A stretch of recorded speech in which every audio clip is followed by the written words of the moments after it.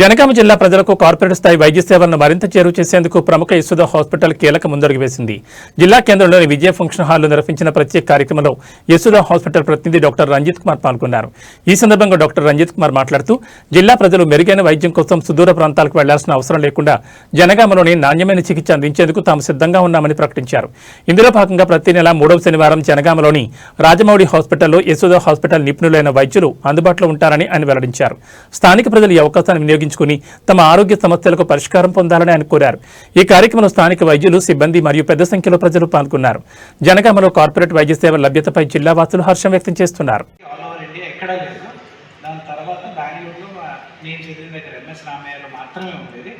Presently ఇప్పుడు నిమ్స్లో start అయింది MCh vascular surgery. దాంతోపాటు జయదేవ అని కర్ణాటకలో ఉన్నాయి. అదర్ దెన్ దట్ ఇక కొన్ని మన యశోద హాస్పిటల్లో కూడా స్టార్ట్ అయ్యాయి. సో సికింద్రాబాద్లో ఉంది అండ్ హైటెక్ సిటీలో కూడా ఉంది. కిడ్నీకి వెళ్ళే రకాలకి దీనికి మధ్యలో అయితే ఈ నుండి ఇంకో స్టెంట్ వేసేస్తే అయిపోతుంది. సో ఇలా డివైడ్ అయ్యే దగ్గర అయింది కాబట్టి ఒక సైడ్ కాంప్రమైజ్ చేయాల్సి వస్తుంది స్టెంట్. అందుకోసమని ఓపెన్ సర్జరీ చేయాల్సి వచ్చింది. Is very happy. సో ఆమెకి అరౌండ్ రఫ్గా ఒక 50 సంవత్సరాలు ఉంటాయి. సో 50 సంవత్సరాలకి అంత మేజర్ సర్జరీ చేయడం అవసరమా? చిన్నగా అంటే ఇప్పుడు కొత్త అడ్వాన్స్ ద్వారా ఏంటి అంటే జస్ట్ స్టెంట్, దాని హార్ట్లో ఎట్లా స్టెంట్లు వేస్తామో ఇక్కడ కూడా స్టెంట్లు వేయచ్చు. కానీ ఆ పొజిషన్ ఏదైతే ఉందో స్టెంట్లు వేయడానికి పనికిరాదు, కంపల్సరీ బైపాస్ చేయాల్సిందే. సో ఆ ఒడిదుడుగులు అంటే పేషెంట్ క్రియాటినిన్ ఒకటి కిడ్నీ ఉందని చెప్పాడు ఫంక్షన్, ఆ క్రియాటినిన్ పెరగడం, మళ్ళీ జాండీస్ రావడము, అవన్నీ over a period of 1 week settle అయ్యి ఆ తర్వాత ఫార్చునేట్ థింగ్ ఏంటంటే సర్జరీకి ముందు 3 సంవత్సరాల నుండి తన క్రియాటినిన్ ఎక్కువ ఉన్నది. సర్జరీ తర్వాత కంప్లీట్లీ నార్మల్ పీపుల్లో ఎలా ఉంటుందో అలా వచ్చింది. సో మా సొంతూరు కాబట్టి నేను చేసింది అందరికీ తెలియజేద్దాము అనే ఉద్దేశం, ప్లస్ ఈ వాస్కులర్ సర్జరీ అవేర్నెస్ అనేది ఈ ఏరియాలో లేదు.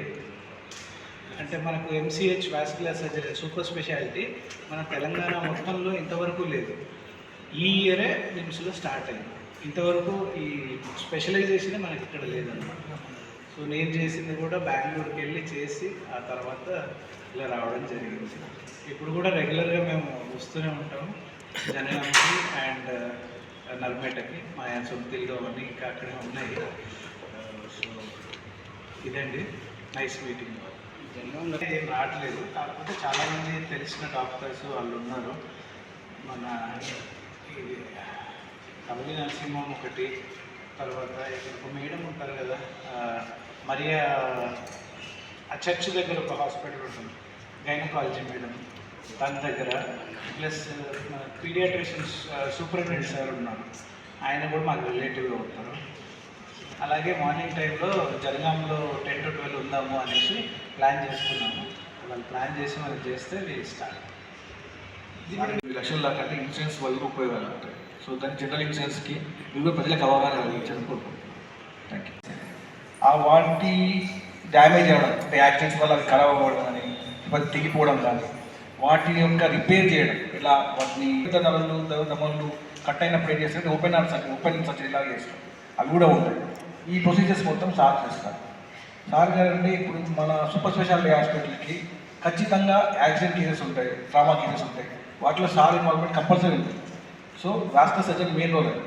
సో డాక్టర్ రంజిత్ కుమార్ గారు అండి సార్ మా యొక్క HOD for particular vascular surgery department. So service doctor నుంచి ఫర్దర్గా ఒక కేసు ఉంది మన జనగామ నుంచి వచ్చిన కేసు, దాని గురించి సార్ ఎక్స్ప్లెయిన్ చేస్తాం. మీకు సొంతూరు ఇక్కడ నరమేట పక్కన. స్కూలింగ్ అంతా ఇక్కడే ఏక్షిల పబ్లిక్ స్కూల్లో జరిగింది. అప్ టు 10th క్లాస్ వరకు మన ఇందిరా మేడం, ఉపేంద్రెడ్డి సార్ వాళ్ళ దగ్గరే. సో ఆ తర్వాత మాది అంటే తర్వాత మేము సెటిల్ అయిందంతా ఆలేరులో. సో ఇప్పుడు కూడా ఆలేరులోనే ఉంటుంది. తర్వాత ఒక 3 years కిమ్స్ హాస్పిటల్లో వర్క్ చేశాను. ఆ తర్వాత లాస్ట్ 2 years నుండి యశోద మలక్పేటలో వర్క్ చేస్తూ ఉన్నాను.